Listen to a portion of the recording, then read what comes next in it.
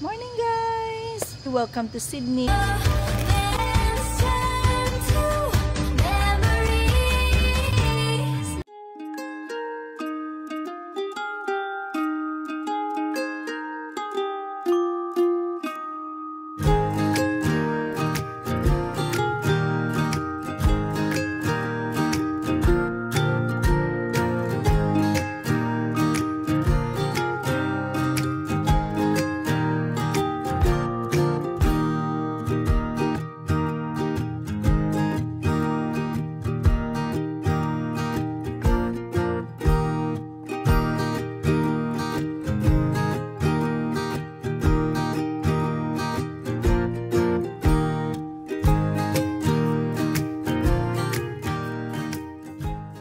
Ito pala guys, dito kami magsistay.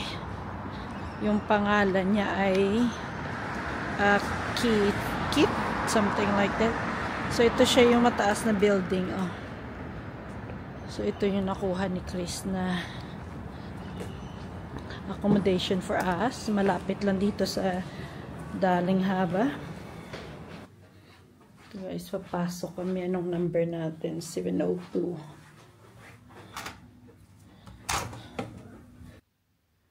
Ito na siya guys, yung room reveal lang. So mayroong TV dito, tapos meron na siya dyang desk at saka chair.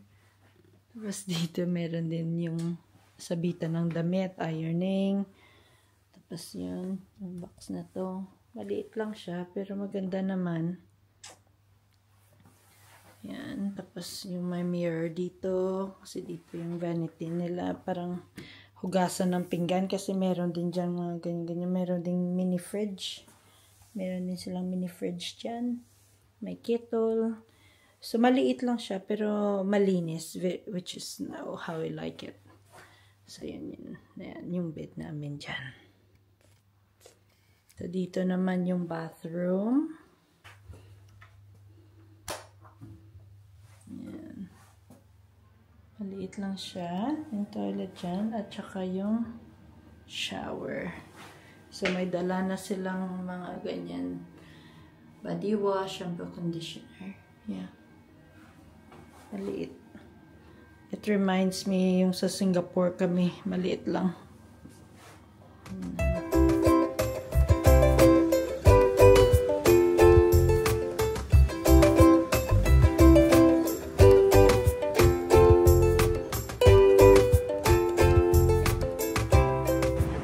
Ito guys, nandito na kami ngayon sa Darling Harbour.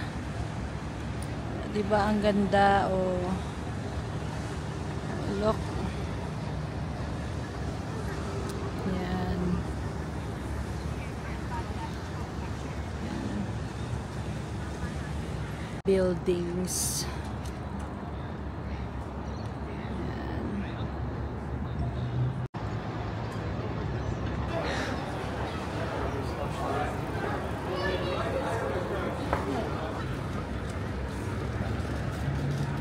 This.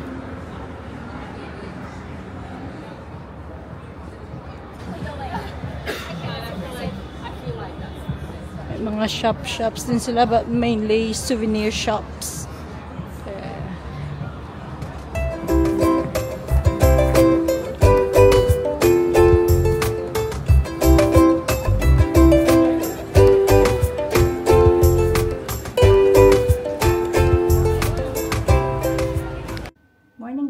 Happy Friday. Today yung weather, it's not sunny pero hindi naman siya umuulan, which is nice. So this morning ang plan namin ni Chris, punta kami ng DFO and then maglo-look around nandun saglit and then balik na naman dito na side, pupunta ng Opera House at saka mag-ikot, meron atas ng mga shops dito or mga something to do sa may Opera House. So dun yung plan namin and hopefully maka-find kami somewhere for dinner there mamaya. But yeah, dadalhin ko lang kayo kung saan kami tutungo today. So kung saan kami may end up lakad, pero yung plan namin yun. Pero yeah, dalhin ko kayo ha. See you there.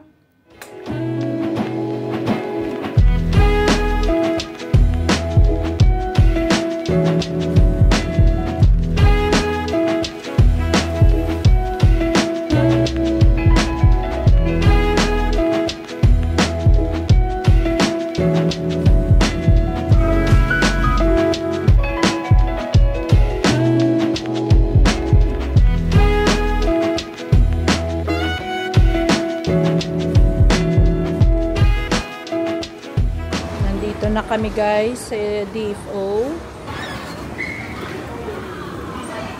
So, may adhere sila. So, malaki pala. Ang laki hanggang doon. Tapos may ibabaw pa siya. Ito guys, so yung maganda siyang damit. Magkano na lang? $45. As yung $15. Ganda din.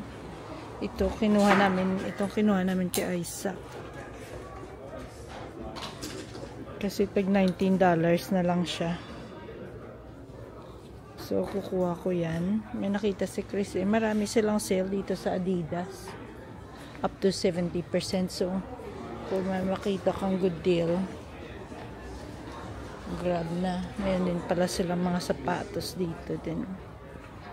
Yung mga last chance nila. Mga t-shirt sa mga bata. So, yan. Asa na ba si Chris? What you looking at? I also like this one, but it's $195. They got tracksuit.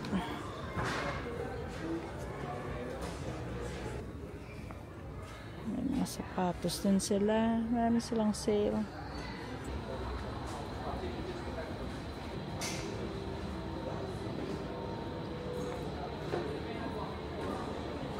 Something spicy, that spicy beef soup looks nice. Oh yeah. Maybe I want to, no, you go first. Can we grab the spicy beef soup? How many of each? 2 or 3? Maybe 3. What this is one? The lime crusted fish. And you choose the next one. And then, what about beef? Lemongrass beef or barbecue? What do you choose? Maybe the beef then? Beef and lemongrass beef.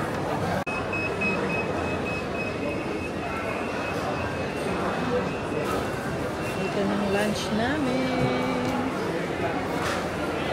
Kain. Tapos meron din kaming soup. Kain tayo. Ito lang yung lunch namin. Ano lang, maliit lang kasi mamaya hopefully makakita kami magandang restaurant doon sa Opera House banda. So parang snack lang. Try that. Let me try this one first. You want to try that one first?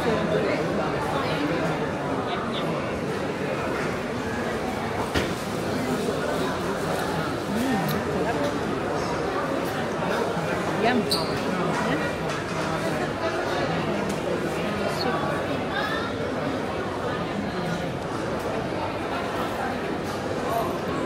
It comes with with sauce.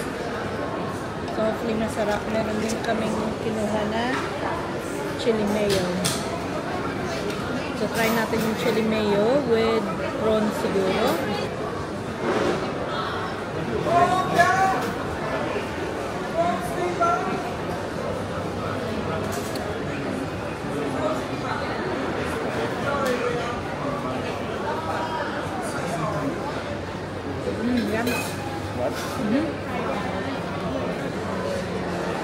Okay guys, kain muna kami ha.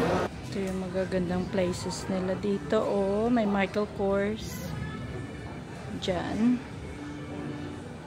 Meron pa sila dito yung Ralph Lauren nila. Jimmy Choo. Ito ata yung high-end nila section dito sa DFO. Ayan. Ayan, may Kate Spade pa sila. Versace. Tapos may Burberry pa sila dito. Oraton at saka Coach. Ang laki pala nito. Akala ko yung kasi nung sa baba parang ang liit lang. Pero dito parang laki din. Marami silang mga ano pa dito. Yan. Dito. It's very large ice chocolate. Ganda, diba? Ganda ng mga colors at saka masarap tong chocolate na to. Very, very creamy yung Yung Lindt chocolate. Yung si Chris nag-order siya ng ice chocolate.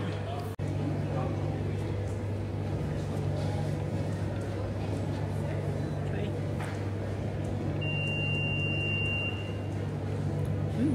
Yummy.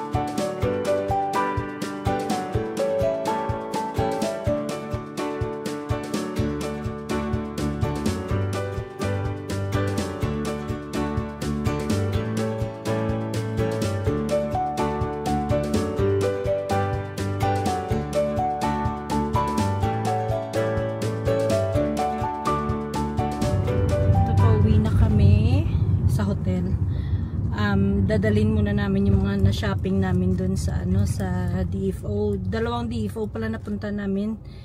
Nauna kami dun sa Homebush. Sana dun lang kami pupunta, kaso lang yung may nakita akong sapatos sa Michael Kors, wala sila ng size ko sa kulay na gusto ko. So pumunta kami sa Birkenpoint na DFO din. And then dun Birkenhead na DFO din. So meron silang size ko, so kinuha ko na. So to now, pauwi na kami ng hotel, and then we'll go to which one? The Opera House. Siguro maghanap kami doon for something for dinner. But yeah, dalhin ko kayo kung ma-end-up kami doon. Okay, so nandito na kami sa kwarto. Pakita ko sa inyo kung napamili namin sa sa dalawang DFO, hindi lang isa, dalawa. So una, ito nabili namin to sa Birkenhead na na DFO. Ito nakuha ni Chris sa Calvin Klein. Para siyang man bag. Kasi kailangan niya kung pupunta siya ng Germany kasi this month. So, kailangan niya lagay ng mga phone. Tsaka yung wallet niya. So, yan. Tapos, may nakita kami Calvin Klein na undies. Mahilig kasi yung anak ko sa mga ganito na undies. So, yun siya. Yung bag nakuha ni Chris. Magkano ba yung bag? 49 yung bag. Tapos, yung undies, 39.99. Pero 5-pack na naman siya. 5-pack. Oo. Tapos yung sa Adidas, ito sa to? Sa Homebush ata. Yung unang shop namin kanina na video ko. So $19. Dati siyang $70. Ito naman para kay Isaac. Mahilig kasi siya ng mga ganitong shorts. Ba, ang ganda. Siya, Adidas. Yan siya. Tapos ito naman, nakuha ko to sa Just Jeans ata. Ito, lang siya, parang plain lang siya na knitted na top. Plain lang, pang loob, maganda mag-jeans or something like that. So, dati isang $60, naging na lang siya. $5. Nakita niyo ba guys? $5. So, sabi ko, kunin ko na. $5 lang naman. Nabili namin na ito kay Kuya Braydon. Ito siya. Ano ang pangalan nito? Leonard. So, ito naka-sale din. Dating 130, naging 65, then further pa 50%. So, 32 something na lang siya. Diba? Okay naman. Mahilig ang kuya namin ng mga ganyan. Tapos, yung nabili ko kay Samuel. Ito, okay lang yung price niya. Magkano ba to? 130 down to 90 tapos further. So, 45 itong jumper. Hindi ka gaano ka-cheap pero Okay naman. Ito siya, Nike na hoodie. Tapos, may matching siya na track pants. Ano din siya. Yan, Nike din. So, ito, magkano ba to? Dating 110, nag-75, tapos nag-50% pa. So, mga dalawa ata to, parang $80 set na siya. So, okay naman kung set na. Okay naman yung price. Michael Kors. Hindi lang isang sapatos, dalawa pa. Kasi yung una, asa na ba yun? Ito yung una na nung pumunta kami sa Homebush na DFO, ito yung meron silang black at saka meron din silang ganito. Kaso lang, wala silang size for me. So, nung sabi ko, sa isang DFO kaya meron silang size. So, tinawagan ng sales lady doon. Tapos, meron nga sila dalawa pa. So, pina-reserve ko na yung isa para pagpunta namin doon, meron na. So, ito yan. Di ba ang ganda? Yan. Naka-sale pa to. So, ito, magkano ba? $249.99 na lang. $249, nag-99 na lang siya. Di ba ang ganda? Yan. Tapos, meron pa siyang parang gold na Michael Kors dyan, no? na stamp. Kaya, gustong-gusto ko. I love it. So, it was worth na nung pumunta kami doon. Kaso lang, nung pumunta kami doon, meron na naman ako nakitang isa. Pero ito, mas mahal-mahal siya ng konti. Pero sabi ni Chris, kung gusto ko daw, kunin ko na lang. So, ito yung, ano bang pangalan to? Reed Loafer. So, ito siya. Pero hindi siya color red. White. Color white siya. Yan. Wala siyang stamp sa likod, pero ito yung stamp niya, yung puti dito sa harap. Loafer siya. Di ba ang ganda, no? Yan, ang ganda. So, ito siya.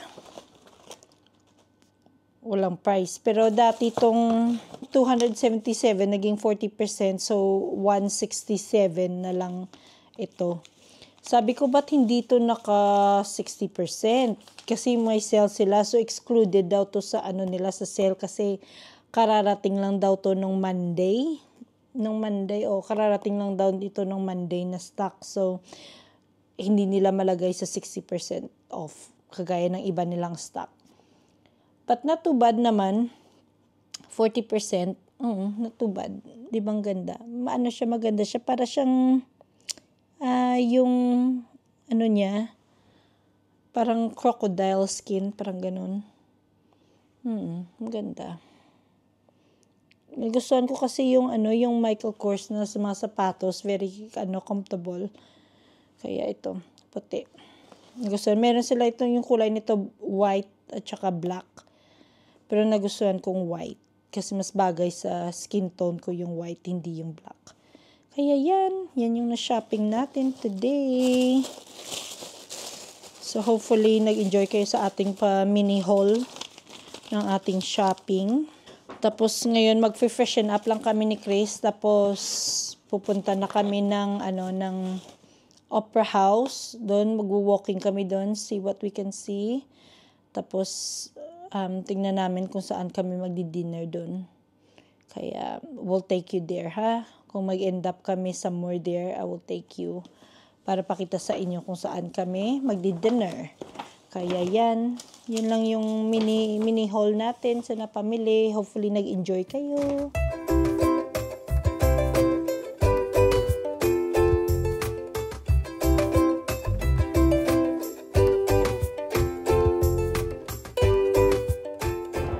Ito na guys yung Opera House. Yan, ang ganda sa gabi kasi may mga lights sila. Ito yun. Ayan. Tapos meron pa doon. Ang ganda. Sa gabi kasi, puro lights. So, it's very nice. Whereas sa umaga, parang boring lang siya na plain lang. O, ayan, kita nyo, may mga lights pa na ganyan. O, ayan. Ganda. Ito guys, nandito na kami sa tawag nila, The Rocks or something. Na popular place din dito sa Sydney. Meron silang, parang ganyan, o. Tapos dito naman, para meron silang market. I'm not sure kung ganito all the time. Pero kaso lang may vivid, sila na parang light up na dito. Kaya ito marami silang lights na So nandito kami ngayon sa market. May mga live music. Tsaka food places. Oh, Filipino skewers. Oh, look. Meron din silang pizza dyan. Oh, meron din mga dumplings. Steam buns. Oh, tapos dito, meron silang kainan dyan. Kung gusto mo mag-stop and sit down. Tapos dito, banda, meron din mga restaurant. Tibang ganda sa gabi. Pero hindi lang ako sure guys kung ganito every night. Pero while kami nandito, ang ganda. Very lucky to capture this time dito sa Sydney. So, ayan. Hindi pa pala tapos guys. Meron pa dito hanggang doon. Ang daming food places na makakainan. Nandito kami ngayon. Nako, yummy. Yummy food.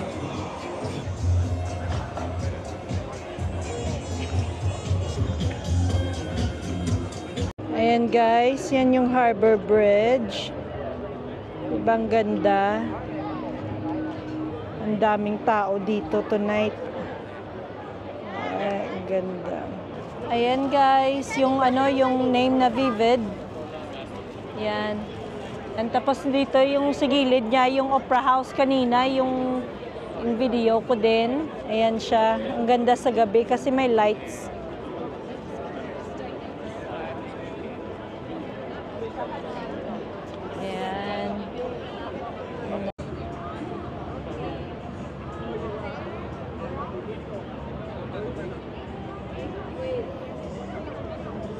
Ito guys, ito pala ngayon, nag-celebrate sila ganyan Bon Fromage, Festival of European Cheeses.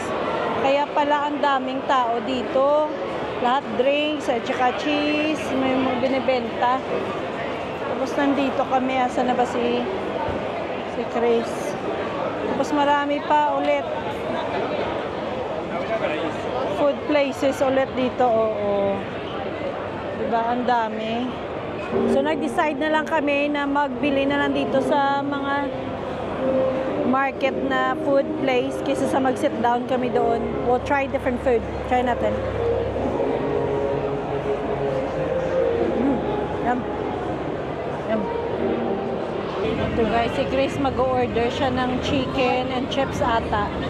So, Korean street food. Yan. So, ito yung yung Korean, what is that? Korean chicken wings? So, sweet and spicy flavor. Try natin.